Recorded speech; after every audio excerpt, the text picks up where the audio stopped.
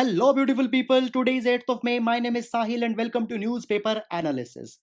Guys, he is Karl Barth, who was a theologian from Switzerland. He had written most profound works on theology as well as philosophy. Now, guys, Karl Barth says joy is the simplest form of gratitude. Here, two most fulfilling ideals of a human life, that is joy and gratitude, comes together. Guys, joy is a feeling of happiness, it is a contentment, whereas gratitude is a spirit of expressing thanks towards somebody's action or a gesture. And this particular dictum says that if you want to thank somebody, just show him the gratitude by the actions that he had performed. And many a times we forget to show joy to somebody's action. Now, guys, this particular statement has been asked by UPSC in 2017 mains examination in the paper of essay. Now, I have given you a thinking line. Try to please write an essay on this particular thing. And now we'll take up today's newspaper analysis. Guys, before hopping into the newspaper analysis, I would like to make an announcement. We have provided a link into the description where we have provided a model question paper which is based on the most expected questions for 2020. Guys, please check out the link. I hope you will like it. Guys, this is the page number 1 of the Hindu newspaper, and the first news item that you can see is Vizag gas leak. So, first of all, we will see this particular issue. Now, guys, this particular issue will be covered under the topic of disaster management under GS paper number 3. Now, first of all, friends, coming into this particular issue, I will be giving you a little bit of background. Now, friends, first of all, there are two things. One is a disaster and other is a hazard. Now, hazard is any catastrophe which is occurring anywhere, simply. But guys, whenever this hazard will be coupled with vulnerability, it means whenever there will be the loss of life, property, animals, then that hazard will be called as disaster. So guys, we are more concerned about disasters, therefore we talk about disaster management. Now guys, disaster further could be of two type. There could be the natural disasters and there could be the anthropogenic disasters. Now friends, these natural disaster includes events such as earthquake, volcano, flooding, tsunami, etc. Whereas anthropogenic disaster includes events such as contamination, industrial fires, nuclear accidents, all these kind of things. And guys, when we are talking about anthropogenic disaster, the biggest disasters in history are the 3 Mile disaster of USA, which was a nuclear meltdown, and the next is also a nuclear meltdown, which is the Chernobyl nuclear meltdown, which happened into the earlier Soviet Union. And the deadliest anthropogenic disaster of India was the Bhopal gas tragedy, when the methyl isocyanate gas was leaked, and the Vizag disaster which has occurred now is being compared with the Bhopal gas tragedy of 1984. Now the accident occurred at LG Polymer, which is a South Korean company, and earlier this LG Polymer was known as Hindustan Polymer till 1997. Now guys, a particular gas has been leaked from here, which is called as styrene gas. Now friends, if we go in detail, then actually styrene is a liquid compound, and this liquid compound is used to manufacture the polystyrene plastics. We will be coming on this later. Now this styrene is highly flammable and is a little bit unstable also, so therefore it is stored at very cold temperatures and usually at minus 20-degree temperature, where it stays into the liquid compound. However, if the temperature will increase, then this particular liquid will vaporize and will be converted into the gas. Now exactly what happened, there were the big containers into the LG monomer where this styrene liquid was kept. But as the lockdown was going on for 40 days, the plants were shut down, and guys, there was some problem into the cooling mechanism, due to which it was observed that the temperature increased, and as the temperature increased, this liquid converted into the gas, and the gas was leaked from the chambers, and then it was spread into the nearby regions up to 3 kilometers in periphery. Now, guys, this is all what the preliminary inquiry suggests. However, there could be something more, but that thing will be revealed later. So, now talking about the styrene, then this particular gas is included into the Manufacture, Storage, and Import of Hazardous Chemical Rules in 1989. And now, if we talk about the ill effects of styrene gas, then according to the Environmental Protection Agency of USA, the exposure can lead to respiratory problems, irritation in eyes, irritation in mucous membrane. There could be gastrointestinal issues, that is, issues in the stomach area. Guys, the long term exposure can lead to the breakdown into the central nervous system, and then there could be the death also. However, guys, the information that is coming, according to that particular thing, the gas is not that much poisonous and can become lethal only if it is infused into the much bigger quantities. But now a large number of people are dying, and guys, that particular thing is because of two particular issues. As I have told you, that it causes irritation into the eyes, and it has caused blindness into the large number of people. Therefore, they died due to the accidents. They fell from the building, they got caught into the accidents, etc. And in some people, it is being assumed that the styrene gas was coupled with some other element either into the atmosphere or somewhere else, and it made something other which was even more poisonous, and due to this particular thing the people are dying. However, everything is still under the speculation, and the things will be becoming clear laterwards. Guys, as of now, the leak has been sealed, but there is no antidote available to curb the ill effects of the gas, and now the gas is being neutralized by spraying the PTBC, that is para tertiary butyl catechol. And guys, one more last thing, as I have told you that the styrene gas is utilized to make the polystyrene plastics. Now they are very versatile plastic and are used where the clarity is required. For example, the plastic glasses which are transparent in nature, food material, packaging material, cutlery. This particular plastic is molded into the sheets and various shapes could be given. It is also utilized into the toys, automobile parts, electronic equipment. So it is a very much versatile kind of plastic. So guys, this was all about this. Now we'll move to the next item. Now, guys, into the section pages, there is no relevant news, so I will be taking a news item from the PIB. Now, guys, yesterday, the virtual Veshak global celebrations were held, in which the keynote address was given by the Prime Minister. Now, guys, this Veshak is a very important festival with respect to Buddhism, so we'll see this.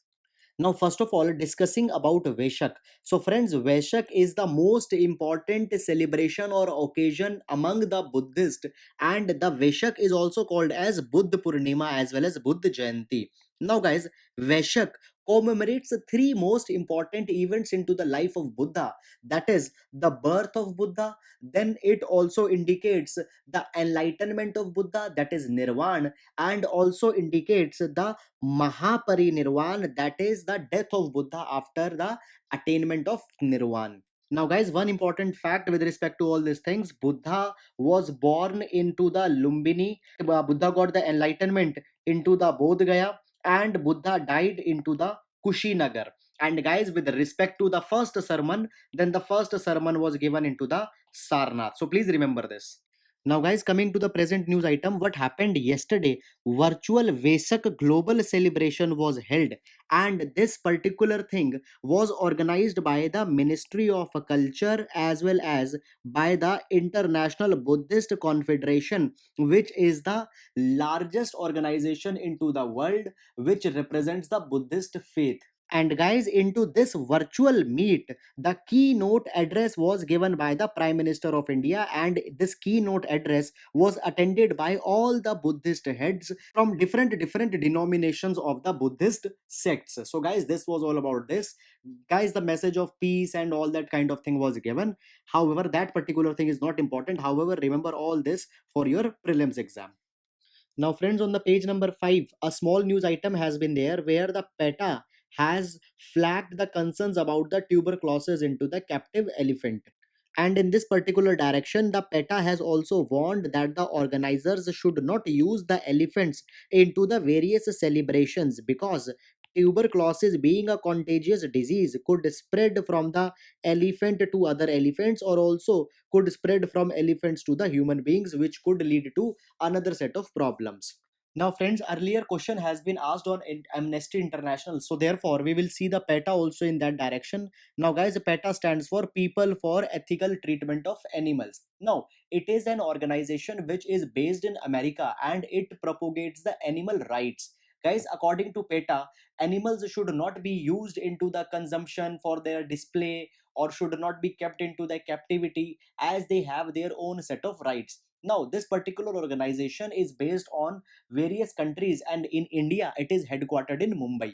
Moreover, guys, in India, PETA actively works in close coordination with the Animal Welfare Board of India and propagates the animal rights. If we talk about the tuberculosis, then it is a contagious disease. It means it spreads from people to people, and this disease is caused by the bacteria which is called as Mycobacterium. And guys, primarily TB impacts the region of lungs, causes the respiratory problem, and then it spreads to other body parts also.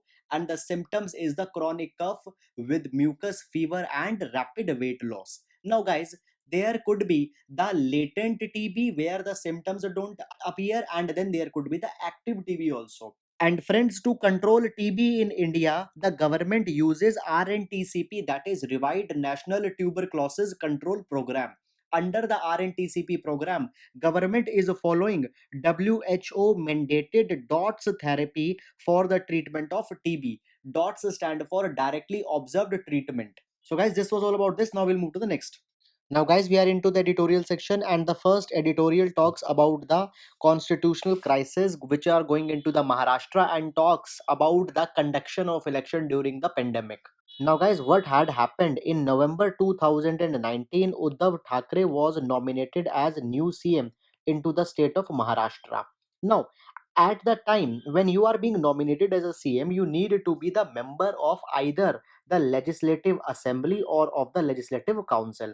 But the Uddhav Thackeray was neither the member of Legislative Assembly nor the member of Legislative Council.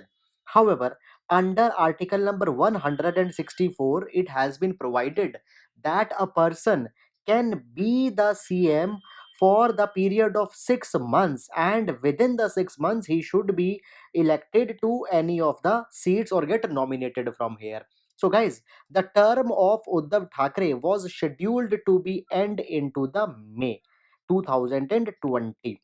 Now, earlier, the CM was very much hopeful that he will be nominated in between this time. Why? Because in March 26, the election were due, and on here he might have got a seat and there will be no problem. But what had happened, these elections were postponed due to the pandemic of COVID-19 by the Election Commission of India, by using the power given under Article number 324 of the Indian Constitution, as well as under the powers given by the section number 153 of Representation of People Act 1951.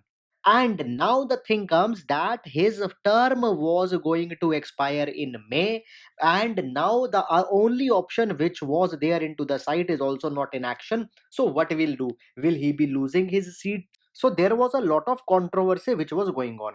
Guys, there could be one option that, as Article number 164 allows for the 6 months of tenure, can this particular provision be re-implemented? The answer is no, because Supreme Court into the SR Chaudhary versus State of Punjab case in 2001 declared that the repeated application of Article number 164 is against the principle of representative government. So therefore, again allowing him for 6 months under Article number 164 subclause 4 was not the possibility here. So next option was explored, that is the option number 2. Here, the Maharashtra government made a proposal to the governor that he should nominate the Uddhav Thackeray to the Legislative Council. Now, guys, in pursuance of Article number 171, subclause 3, subclause E, as well as Article number 171, subclause 5, governor has a power that he can nominate an individual if he has some special knowledge or practical experience. So on this particular ground, governor could have nominated the Uddhav Thackeray to the council and he could have remained as the CM. But guys, there is also one more problem, because now, yes, there are two seats empty into the legislative council. So on these two seats, either of the one seat, the Uddhav Thackeray could have been nominated. But the problem here is that the governor cannot nominate if the tenure of the seat is less than 1 year. And guys, both of the seats which are empty here, their tenure is less than 1 year. So here their possibility was not there. So guys, now there was a kind of a speculation that the Maharashtra will be facing a huge political crisis on this particular front. But now, in midst of this, what had happened, Election Commission of India had now again issued a notification that the elections to the Maharashtra Legislative Council will be held on May 21, and therefore the controversy might now get be resolved, because into this May 21 election, the Uddhav Thackeray may get contested and may won and can remain as the CM. Now guys, we come to a question that how the implementation of election will take place as the pandemic of COVID-19 is going on. Whether is it feasible to conduct the elections? Now guys, in this particular direction, if we look towards the model of South Korea, then we can find that it is very much possible. Guys, if we take the example of Maharashtra, then the election is very much small and only 288 members will be participating. But South Korea held the national elections midst the COVID-19, in which more than 44 million people participated. So for India, this thing particular will not be that much difficult if proper protocol is maintained. And therefore, guys, South Korea serves as an inspiration in this particular regard. Moreover, according to the International Institute of Democracy and Electoral Assistance, not only South Korea, but the 9 countries have held national elections and referendums when the COVID-19 is going on. So certain protocols are needed to be maintained. For example, physical distancing, sanitization of booths. Then there could be the proxy voting, the postal ballot, mobile ballot boxes. These are certain technological and out of the box solution which could be used. Moreover, guys, there should be the thermal screening of all the people, and the ones who are showing temperature, their vote should be taken at a secluded places so that the fear of infection is also averted. And guys, all these things are to be implemented urgently, because now various elections are coming. For example, the elections for Bihar, elections for West Bengal, Assam, Kerala, Tamil Nadu, Puducherry, all these elections are coming into the times to come.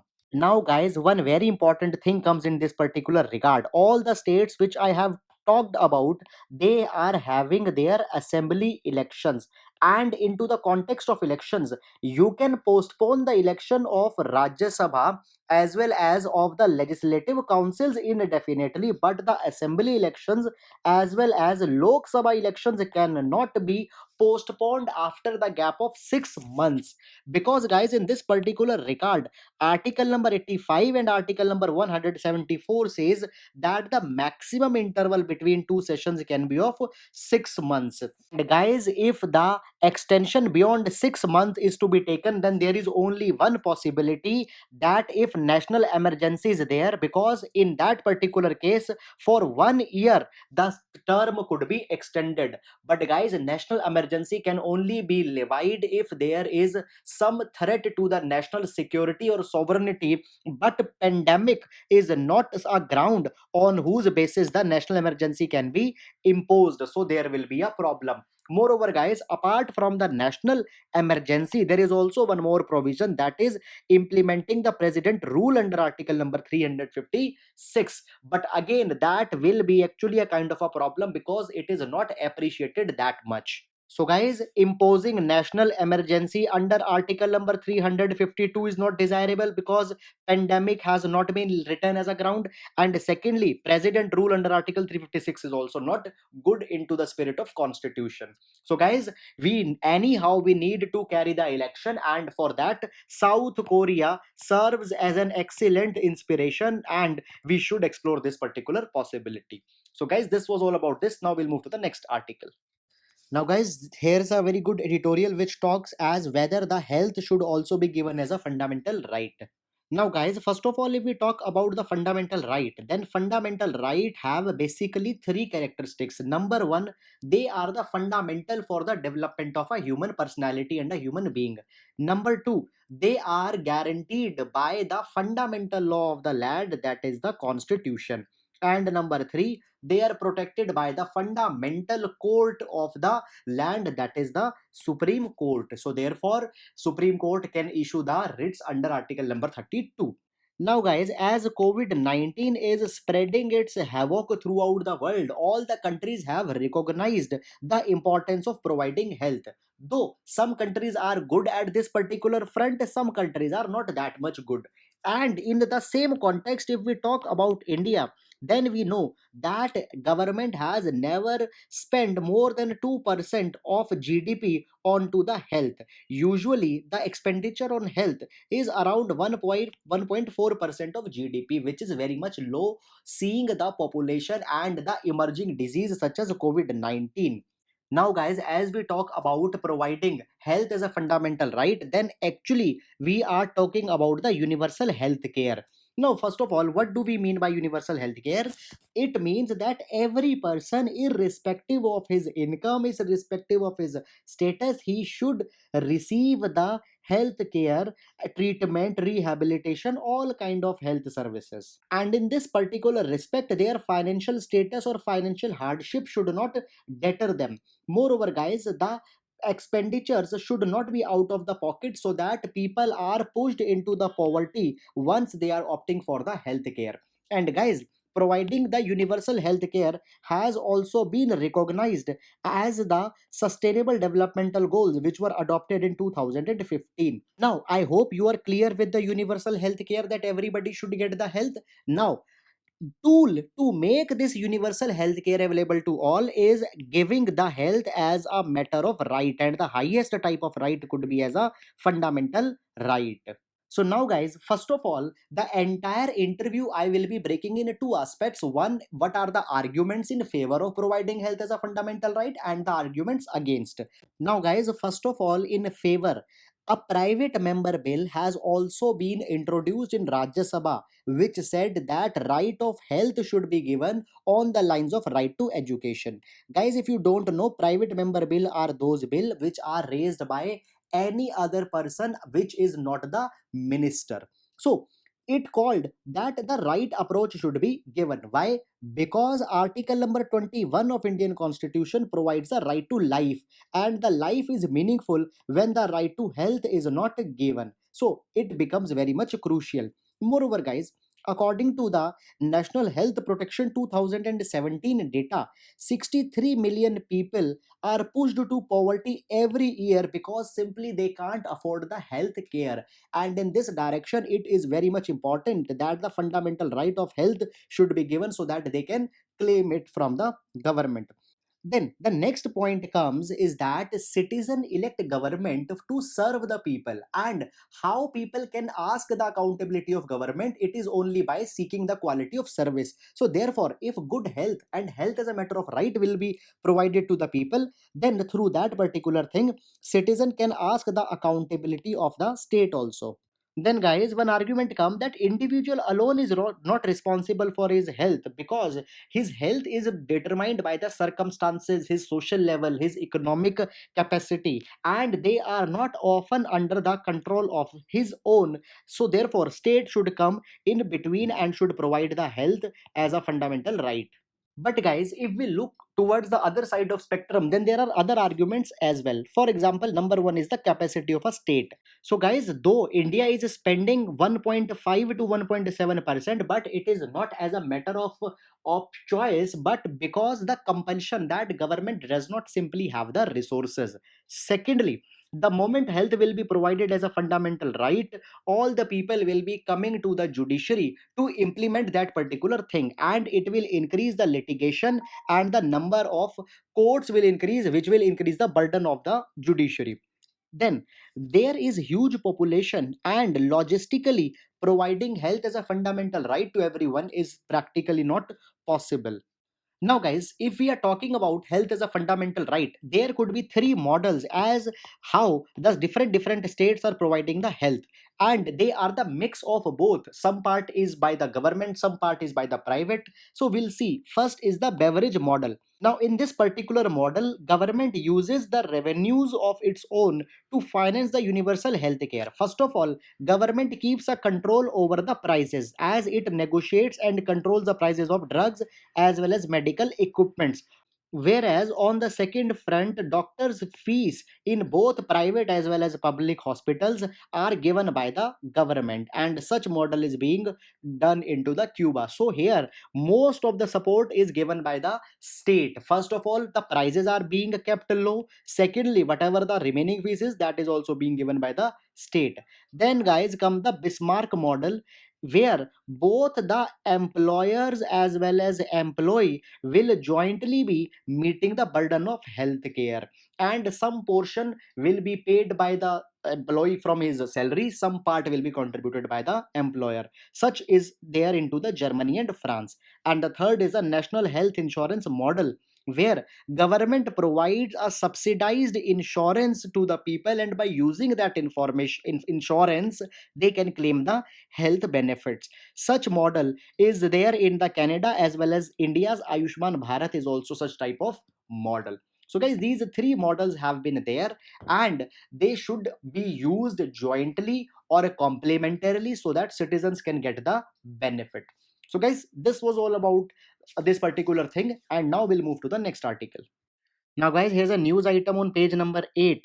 And now, guys, as per the news item, IMD, that is Indian Meteorological Department, has started including the region of Pakistan occupied Kashmir into the weather data that is released regularly. Now, guys, if we're talking about the POK, then here you can see the map of J&K, and this particular region is the POK, which is a disputed territory between India and Pakistan. Now, guys, after 1947, J&K, under the leadership of Maharaja Hari Singh, decided to stay independent.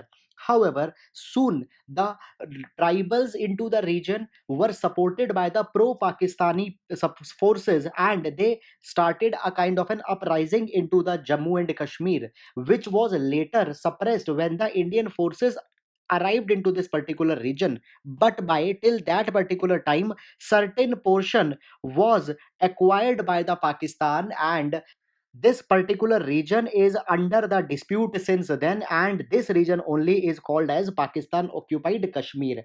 Guys, since then the United Nation has also ordered the ceasefire, and the dispute has not been resolved, and the boundary between the India Indian occupied J&K and the Pakistan occupied J&K is called as the LOC, that is line of control. And into the POK, that is Pakistan occupied Kashmir, there lies the Gilgit Baltistan region, and this particular region has been under the disputes. Now IMD is giving the forecast of this Gilgit Baltistan. This particular thing becomes very much important, as recently the Supreme Court of Pakistan has said that the elections into the Gilgit Baltistan should also be held. So guys, this is particularly an attempt to show who is more sovereign into this particular region. Supreme Court, by declaring the elections in Gilgit Baltistan POK, is showing that they rightfully own the area, whereas IMD, by releasing the weather data for the Gilgit Baltistan, is showing that still POK belongs to India. So guys, that's all about this particular thing. Now we'll move to the next. Now, guys, there's a news item on page number 1 where it has been decided that MAT, Management Aptitude Test, can now be taken at home. Now, guys, in this particular direction, the business schools in India are taking two tests. One is the CAT, that is a Common Aptitude Test, and other is MAT, that is Management Aptitude Test. CAT is the most prestigious one for the MBA admissions to the IIMs.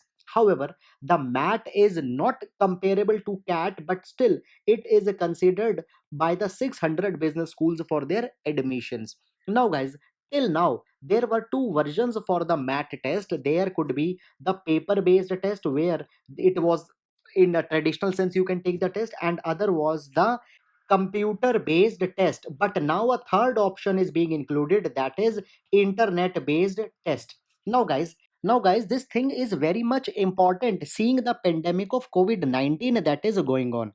However, how to keep the vigilance on the aspirants for this particular thing? Artificial intelligence based tools will be used, which by using the webcam will be monitoring the students whether they are cheating or not. And guys, these tools will be very much advanced, and the candidates will only be allowed to give the test if he is having a webcam and other technical specifications which will be issued by the MAT authority. So just you can use the example of artificial intelligence which is being used for the monitoring of aspirants. If some question on this line can come, you can use it as an example. Now, if we look more about MAT, then the MAT has been approved by the HRD since 2003 as a national examination. This was all about. Now we'll go to the next. Now, guys, here's a news on page number 16 where it has been said that the tiger population in Sundarbans have increased substantially. Now, guys, first of all, if we see Sundarbans, then you can note that the Sundarbans is between two countries. One is India, that is West Bengal, and other is Bangladesh. So it is divided between two nations. Now, guys, Sundarbans is the largest mangrove of the world and holds a great ecological importance.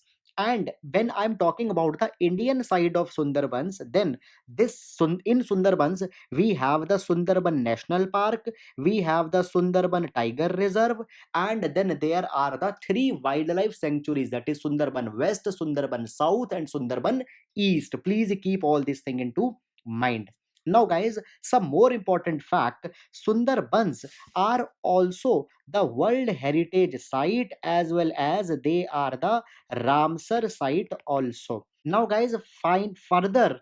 The Sundarbans are important because this is unique, because into the mangroves such large population of tigers is not found, but in India, West Bengal Sundarbans large tiger population is found, and it is also increasing. Now, guys, coming to the news item, as I had told you that there is the tiger reserve also into the Sundarban. So the population of tiger into the tiger reserve has been increased, and now there are 96 tigers, which is increased by 8 number. Now, guys, into the article it has been mentioned as where how many number of tigers have increased. That particular thing is not important for the UPSC exam. But a question comes that how these tigers are tracked. So, guys, in that particular direction, earlier the pug marks were identified, that are their footprints, but now they are seen or observed by the help of the camera traps, and this is more advanced kind of way. So now by observing the camera traps, it has been seen that the population is increasing. Moreover, friends, if I give you some extra point, then the National Tiger Conservation Authority runs the M Stripes program, which is the monitoring program of tigers. Please keep this thing into your mind because a question on M Stripes have also been asked. And finally, as we are talking about tiger, then in India, Bengal tiger is found, which has been given the status of endangered on IUCN red list. So, guys, please remember these things into your mind. However, the data provided here is not that much important. So, guys, this was all about today's newspaper. I hope you are liking it. Thank you so much.